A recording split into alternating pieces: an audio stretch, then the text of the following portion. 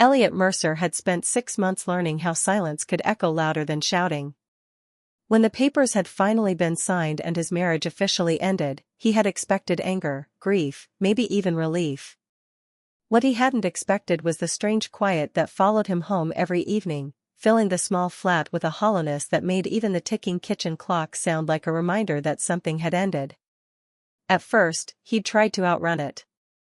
He worked later at the bookshop in town, reorganized shelves that didn't need reorganizing, volunteered to cover shifts no one wanted. But every night he still came back to the same empty sitting room, the same untouched second mug hanging by the kettle, the same half-finished plans of a life that no longer existed. His neighbor, Clara Whitmore, understood that kind of silence better than anyone. She lived across the narrow landing in Flat 4B, a cheerful little place overflowing with potted lavender and framed sketches pinned slightly crooked on cream-colored walls. Clara had moved in 3 years earlier with her husband, Daniel. They had always seemed happy enough from a distance, shared grocery bags, quick kisses goodbye in the hallway, laughter through the walls during dinner parties. Then one morning Daniel was simply gone. No shouting. No dramatic farewell.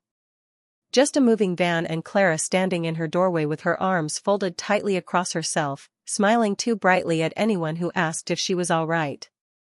The building had respected her privacy, as neighbors often do when they don't know what else to offer. Elliot had respected it too, though he often noticed her late at night through the frosted stairwell glass, sitting alone by her window with only the soft yellow lamp beside her. He recognized the posture of someone trying not to fall apart. They became unlikely companions after his own divorce. It began with borrowed milk one Tuesday evening and became shared cups of tea on Thursdays. Then occasional walks to the corner bakery. Then comfortable silences on the landing when neither felt like pretending life was simple. Clara was 33, bright-eyed and quick-witted, with chestnut curls she never quite managed to tame. There was a warmth to her that survived even sadness, though Elliot often caught flickers of exhaustion behind her smile. She was kind to everyone. The elderly downstairs neighbor who struggled with groceries. The postman who always lingered too long to talk. The stray tabby that prowled the bins and now slept contentedly on the mat outside her door. And somehow, in all her care for others, she rarely seemed to save any gentleness for herself. One evening in early autumn, Elliot was halfway through heating soup when someone knocked sharply on his door. He opened it to find Clara standing there, pale and trembling. "Elliot," she said, her voice tight. "Could you come over for a moment?" Something in her expression made him follow without question. The moment he stepped inside her flat, she shut the door quickly behind them and turned the lock. Then she faced him, eyes glistening with unshed tears, and said in a trembling rush, "I'll do anything." The words landed heavily in the stillness. Elliot stared at her, startled. Clara's hands shook at her sides. "Anything," she repeated. "Please." He had no idea what she meant. But the desperation in her face had nothing to do with seduction or recklessness. It was fear. Pure and frightened and human. And when he finally understood, his chest tightened. The dining table behind her was covered in papers. Bank notices. Final warnings. Red stamped letters. Clara's breathing hitched as she followed his gaze. "They're taking the flat," she whispered. The confession seemed to break something inside her. Tears spilled freely now. "Daniel left debts I didn't know about. Loans in both our names. I thought I could manage them, but the interest kept growing and I kept telling myself next month would be better and now," she shook her head. "I don't know what to do." Elliot looked from the papers back to her stricken face. "So you thought," he said quietly, "that you'd have to bargain your dignity to survive?" Her breath caught. The shame flooding her expression told him everything. What he said next broke her. Not cruelly. Not harshly. But with a kindness so direct it shattered the terrible belief she'd built around herself. "Clara," he said gently, "you never have to earn help by offering pieces of yourself." The words struck her harder than anger ever could have. Her face crumpled. A broken sound escaped her throat, and she sank into the nearest chair, sobbing with the raw helplessness of someone who had carried too much alone for far too long. Elliot crossed the room slowly and knelt beside her. He didn't rush to fix anything. Didn't offer hollow reassurances. He simply stayed there while she cried, his steady presence allowing her grief to finally surface. When her sobs quieted into shaky breaths, he spoke softly. "We'll sort this out." She gave a weak, disbelieving laugh. "We?" "Yes, we. You barely survived your own divorce." "Exactly. Which makes me highly qualified." That earned the smallest smile. And it was enough. They spent the next 3 hours sorting through every letter and statement. Elliot made tea. Clara found a calculator. Together they traced debts back through dates and signatures until the truth became clear. Several loans had been refinanced without proper consent after Daniel moved out. Clara's forged digital signatures were obvious once they looked closely. "This changes everything," Elliot said. Her eyes widened. "It does?" "It means this can be challenged." For the first time in weeks, hope flickered across her face. The next morning Elliot called in a favor from his older sister, Naomi Mercer, a solicitor in Christchurch known for equal parts sharp legal instincts and relentless compassion. Naomi reviewed everything by video call that afternoon. "This is fraud," she said plainly. "And not subtle fraud either. Your ex-husband was either very desperate or very stupid." Clara blinked. "You can help?" Naomi smiled. "I can absolutely help." What followed was a blur of forms, legal notices, phone calls, and long evenings spent at Clara's dining table while Elliot read clauses aloud and Clara highlighted anything suspicious. Some nights they laughed over takeaway chips when legal jargon became absurd. Some nights Clara cried from exhaustion. Each time Elliot stayed. Not because he expected anything. Not because he needed rescuing himself. Simply because kindness had become the one thing he trusted to matter. Weeks passed. Slowly, Clara changed. The constant tension left her shoulders. Her laughter returned more easily. Color warmed her cheeks again. And Elliot noticed himself looking forward to their evenings together with a quiet anticipation he hadn't felt in years. It frightened him. After his divorce, he had promised himself he wouldn't risk his heart again. Love had once felt permanent, until it wasn't. He had built careful walls from routine and solitude. Clara was quietly dismantling them simply by being herself. Then came the day Naomi called with final news.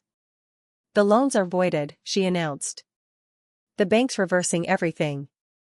Clara owes nothing." For a heartbeat neither Clara nor Elliot moved. Then Clara gasped. "What?" "You're free," Naomi said, smiling.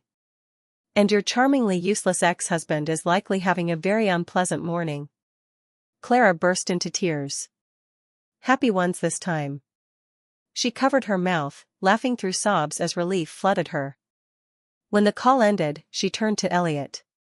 Neither spoke. Then she threw her arms around him. The hug was fierce and grateful and trembling with released fear. Elliot held her carefully, his heartbeat thundering. And for one dangerous moment he wanted never to let go. That night Clara baked a celebratory Victoria sponge, despite admitting she was terrible at baking. The cake collapsed in the center. They ate it anyway, laughing helplessly between bites. At one point Clara looked across the table, smiling softly. "You saved me." Elliot shook his head. "No. You saved yourself. I just reminded you that you were worth saving." Her eyes shone at that. Something unspoken passed between them. Neither named it. Not yet. Winter gave way to spring. Life settled into brighter rhythms. Clara started illustrating children's books again, rediscovering the career she'd abandoned during her marriage when Daniel insisted it was impractical. Elliot expanded the bookshop's community events, hosting poetry evenings and local author talks. They supported each other in quiet ways. Coffee left at doorsteps.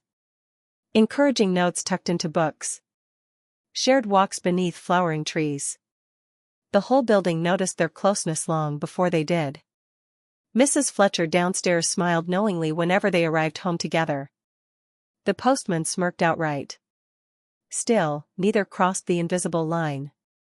Until Christmas Eve.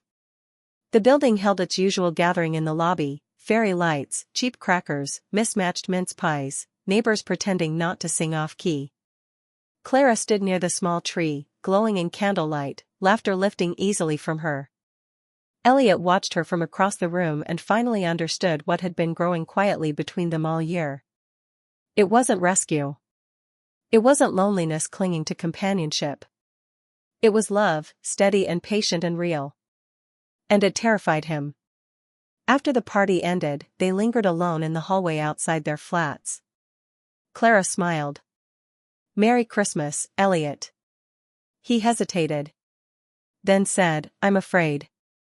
Her expression softened. "Of what?" "This." He gestured helplessly between them. Her breath caught. "I care about you," he said. "More than I planned to. And after everything. I don't know how to do this without ruining it." For a long moment she simply looked at him. Then she stepped closer. "Do you remember what you said that night?" she asked softly. He frowned. "That I never had to earn help by offering pieces of myself." She nodded.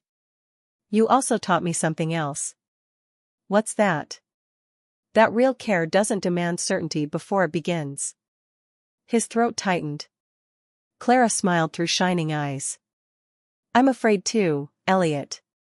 But I'd rather be afraid with honesty than safe with regret."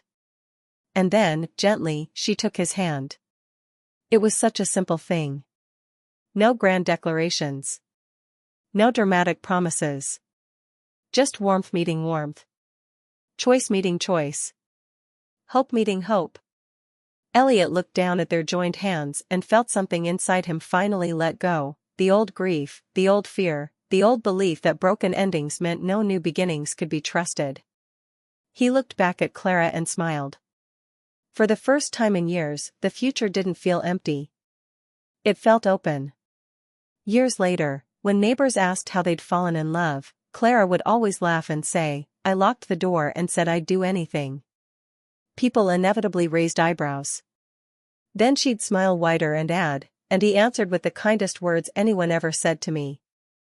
Because sometimes the most powerful thing one human being can offer another isn't rescue, romance, or even solutions. Sometimes it is simply this: you do not have to trade your worth to be worthy of love. And when someone truly sees that in you, when they remind you of your dignity at the very moment you've forgotten it yourself, they do more than help you survive. They help you become whole again. That is how hearts heal. That is how hope returns. And that is how love, at its quietest and truest, changes everything.